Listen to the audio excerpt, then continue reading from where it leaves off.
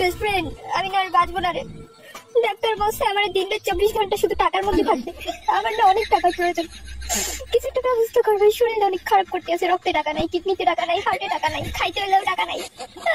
Best friend বাঁচা ভাই, বাঁচাও মাগো, কথা বলতে পারি না, কথাও টাকা নাই। হ্যাঁ মানে নোংরা, পৃথিবীর সব থেকে নোংরা যে মানুষটা আছে সেটাই আমি।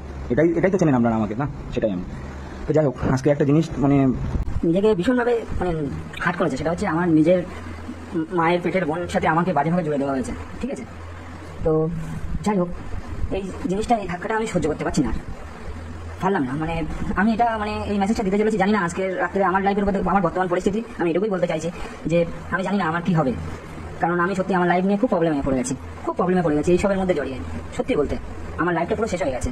তো আমার মতন ছেলের আপনারা একবার বিবেক করে দেবেন, যদি আমি কোনো রকম কোনো বাজে ডিসিশন নিই, মানে বাজে ডিসিশন, সেটা হয়তো মানে অফেন্স, একটা ক্রিমিনাল অফেন্স, যেটা ওটাও একটা অফেন্স, কারণ ওইটা করা উচিত নয়। আমি তো এটাই বলবো, এটা সমাজে এইভাবে বার্তা দেওয়া উচিত নয়। সেই জন্য আমি সেই জিনিসটা নাম নিতে চাই না। যারা বোঝার তারা ঠিক বুঝবে। তো আজকে দাঁড়িয়ে অনেক কিছু আমি সহ্য করেছি, অনেক কিছু মানুষের জন্য করেছি, করে আজকে বর্তমানে আমি হচ্ছে ক্রিমিনাল হয়ে গেছে উভয় পক্ষের কাছে আমি ক্রিমিনাল হয়ে গেছি, ঠিক আছে।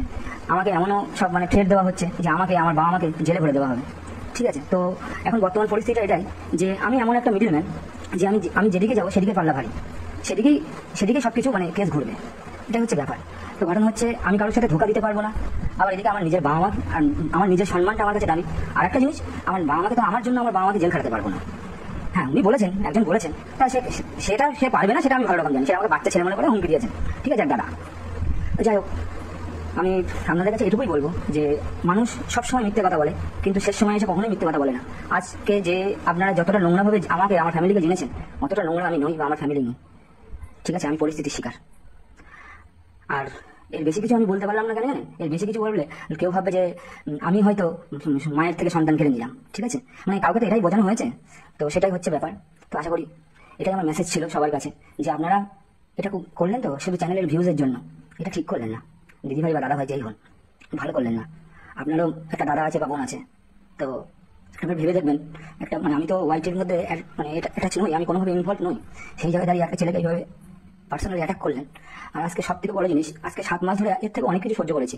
তবে আজকে কি জানেন, যে জিনিসটার উপরে যে জিনিস সহ্য করেছি, যার ভরসাতে আজকে মানে সবকিছু শক্তভাবে ধরেছি, সেও তার স্বার্থপরতা দেখিয়ে দিয়েছে। তবে আমি কোনোদিন সেলফিশ হতে পারলাম না, ভেবেছিলাম হবো, হ্যাঁ আমি মানে আমার মেন্টালিটি ছিল হবো, কিন্তু না, পারলাম না। কারণ কোনো জায়গায় দাঁড়িয়ে মনে হলো যে আমার জিনিসগুলো তো সত্যি ছিল, আমার ফিলিংসটা, আমার কিছুটা সত্যি ছিল, তারটা না হয় এখন বিলীন হয়ে গেছে। যাই হোক, জানি না আমার লাইফে আজকে রাতটা কি হবে। ভালো থাকবেন সবাই, সুখী থাকবেন। আর একটাই আপনাদের কাছে মানে অনুরোধ, কোনো মানুষকে এইভাবে পার্সোনালি অ্যাটাক করে তার মেন্টালি ডিসব্যালেন্স করে, মানে আমার মেন্টালি টর্চার করবে না।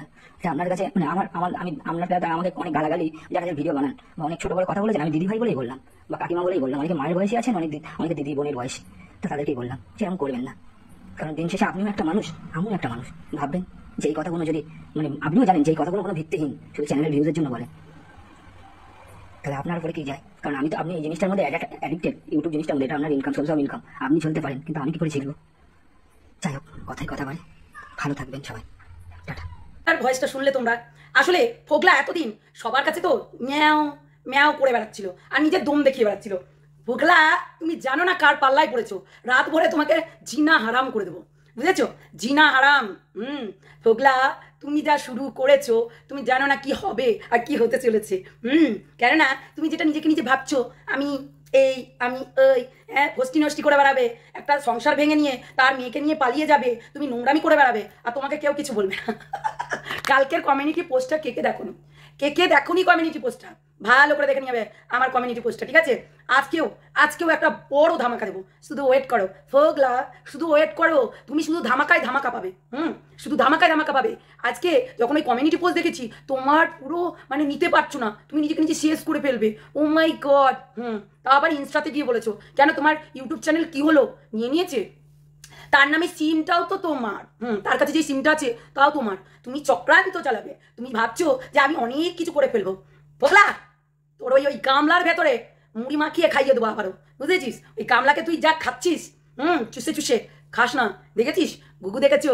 গুগুর ফাঁদ দেখোনি। আর তুমি কার পাল্লায় পড়েছো সেটা তুমি জানোই না। বুঝেছো? কার পাল্লায় তুমি পড়েছো? সিয়ানা সিয়ানা সিয়ানা সিয়ানা সবাই, বুঝেছো? ওই হাও মাও চাও আর ওই এসে মানে কি বলবো বুকতারামি মারাও, কিন্তু ওইগুলো আর করো না, ঠিক আছে? যেগুলো মিথ্যা মিথ্যা করে ছড়াচ্ছিলে, তোমার সত্যটা সবাই তুলে নিয়ে এসছে। তুমি কঠিন গভীর জলের মাছ নিজেকে মনে করো না। কান পাট্টিতে চাপড়া পড়লে না ওই ছিজি খাওয়া সব কিছু বেরিয়ে যাবে। তোমার এই ডুবে ডুবে জল খাওয়া আর শিবের বাবাও টের পাবে না, এটা কোনোদিনই সম্ভব নয়। আজকে শুধু ওয়েট করো আমার কমিউনিটি পোস্টের অপেক্ষায়, দেবো আজকেও দেবো গোপন তথ্য ফাঁস। শুধু তো জাস্ট টেপের হুঁকটা খুলেছে, টেপের হুঁকটা খুলেছে, নীল ছবি হতে এখনো বাকি আছে।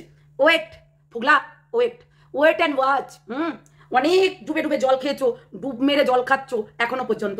তুমি ঘুঘু দেখেছো, ঘুঘুর ফাঁদ দেখোনি। এবার ওই ফাঁদটা আমাদের সঙ্গীতা দি ভাই তোমাকে দেখিয়ে দেবে, বুঝেছো? শুধু ওয়েট করো, শুধু দেখো দেখ কেমন লাগে। ওটাই তো বলবে।